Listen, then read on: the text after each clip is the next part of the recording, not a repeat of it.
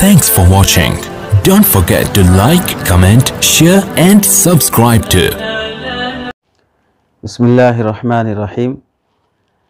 बयानात में जो मनगढ़ंत या मौजू वाक़ियात बिला तहक़ीक़ आ जाते हैं या उसके मशहूर होने की वजह से सुनी सुनाई बातें जो आम हो जाती हैं, उनमें से एक क़िस्सा ये भी है कि हज़रत मूसा अलैहिस्सलाम ने एक मरतबा अल्लाह ताला से पूछा कि जन्नत में मेरा साथी कौन होगा। तो अल्लाह ताला ने इरशाद फरमाया कि फ़लाँ कसाई तुम्हारा साथी होगा। तो हज़रत मूसा अलैहिस्सलाम हैरान हुए और उस कसाब की तलाश में निकले तो देखा है कसाब अपनी दुकान पर गोश्त बेचने में मसरूफ़ है। कारोबार ख़त्म करने के बाद गोश्त के चंद टुकड़े वो एक थैली में रख लिया और अपने घर की तरफ रवाना हो गया। तो हज़रत मूसा अलैहिस्सलाम भी उसके पीछे चलते गए और जब वो घर में दाखिल हुआ तो हज़रत मूसा अलैहिस्सलाम ने इजाज़त लेकर बहैसियत मेहमान अंदर घर में तशरीफ़ ले गए। वो अपना सामान रखा, फ़्रेश हुआ और फिर चूल्हे पे खाना चढ़ाया और गोश्त वग़ैरह बनाया और एक दूसरे कमरे में गया जहाँ पर एक बूढ़ी औरत लेटी हुई थी, उसे बिठाया, अपने हाथों से खाना खिलाया। खाने से फ़ारिग़ होने के बाद उसका मुंह वग़ैरह साफ़ किया। बाद में उस औरत ने कुछ होंठ हिलाए, ये मुस्कुराया और आ गया। हज़रत मूसा अलैहिस्सलाम ये मंज़र देखे तो पूछा कौन है, तो कहने लगा मेरी माँ है, मैं उनकी खिदमत करता हूँ।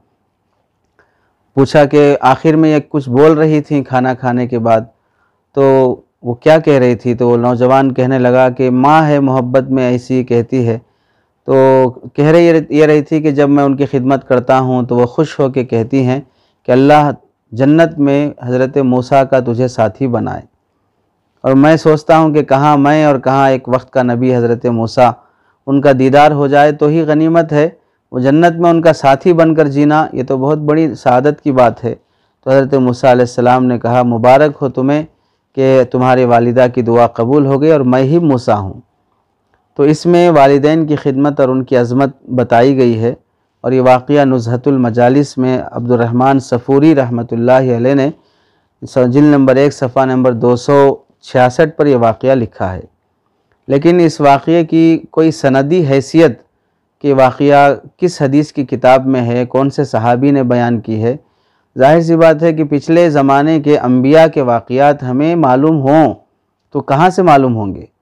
या तो अल्लाह के नबी बयान करेंगे या सहाबा बयान करेंगे, उनके वास्ते के बग़ैर हम डायरेक्ट हज़रत मूसा से कैसे वाक़या ले सकते हैं या सुन सकते हैं। तो जब अल्लाह के नबी अलैहिस्सलाम, सहाबा कोई भी इस वाक़ये को बयान नहीं करते हैं तो फिर हमें हज़रत मूसा अलैहिस्सलाम का ये वाक़या कहाँ से मिला है। तो सनदन ये बात साबित नहीं होने की वजह से मुहद्दिसीन ने इस वाक़ये को मनगढ़ंत लिखा है।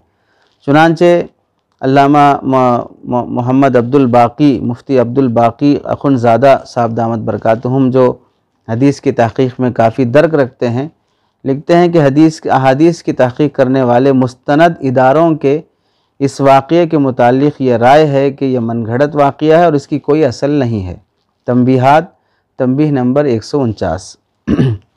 और तीसरी बात यह है कि ये वाक़या सीधी बात है इसराइलियात में से है और इसराइलियात के मुतालिक़ मुहद्दिसीन का उसूल ये है कि जब तक उसकी तस्दीक़ कुरान हदीस से होती हो तो उसकी तस्दीक़ की जाएगी और कुरान हदीस के ख़िलाफ़ अगर कोई बात हो तो उसकी तस्दीक़ नहीं की जाएगी और ना उसकी तकज़ीब, ख़िलाफ़ हो तो तस्दीक़ नहीं की जाएगी।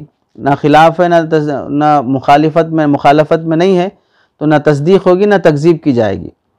तो इस वाक़ये के सिलसिले में क्या कहा जाए कि भाई यह हदीस से साबित है नहीं है, तो चूँकि अल्लाह के नबी अलैहिस्सलाम की तरफ मंसूब करके इस वाक़ये को बयान करना अहादीस में नहीं होने की वजह से ज़िक्र नहीं किया जाएगा। बाज़ बातें मशहूर हो जाती हैं, मशहूर होने की वजह से उसे बोलते और सुनते चले जाते हैं।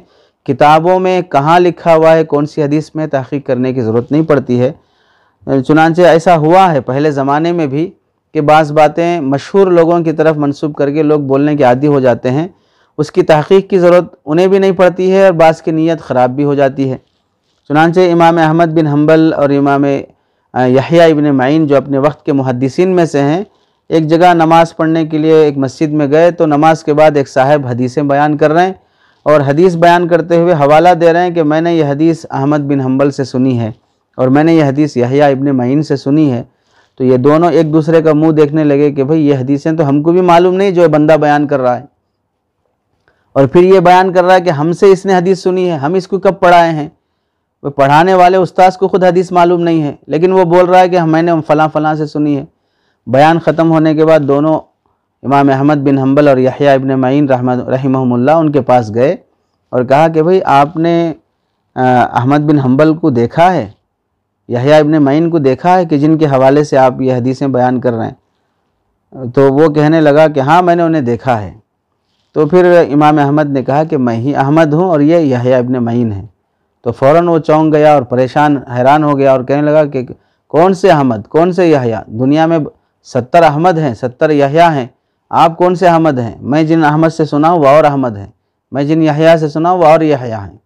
تو ظاہر سی بات ہے جب بات مشہور ہو جاتی ہے تو انہی کے حوالے سے چلتا رہتا ہے کہ اسی طرح یہ واقعہ بھی ملک کے، اپنے ملک کے ہو یا پڑوس ملک کے ہو، بڑے بڑے علماء کی زبان سے جب اس طرح کے واقعات آ جاتے ہیں تو لوگ اس کی تحقیق کو ضروری بھی نہیں سمجھتے ہیں۔ بڑے عالم دین ہیں، انہوں نے بیان کیا ہے تو ظاہر سی بات ہے کہیں سے پڑھ کر ہی بیان کیا ہوگا، بلا سند اور موضوع من گھڑت بات تو بیان نہیں کریں گے۔ اس اعتماد پر لوگ آگے بڑھ جاتے ہیں، اور ان عالم دین کے سامنے شاید حدیث کی سند یا حدیث کی کتاب کا حوالہ آیا ہو یا نہ آیا ہو، اس کی تحقیق کی ضرورت نہیں پیش آتی ہے۔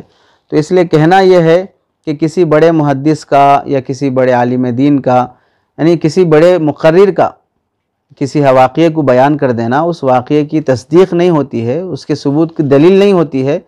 اس طرح کے واقعات جو انبیاء کی طرف منسوب کیے جاتے ہیں اگر واقعتاً ثابت ہیں تو بیان کریں، اگر ثابت نہیں ہے تو من گھڑت واقعات کا سہارا لے کر کسی فضیلت کو ثابت کرنے کی کوشش کرنا یہ دین کا حصہ نہیں ہے۔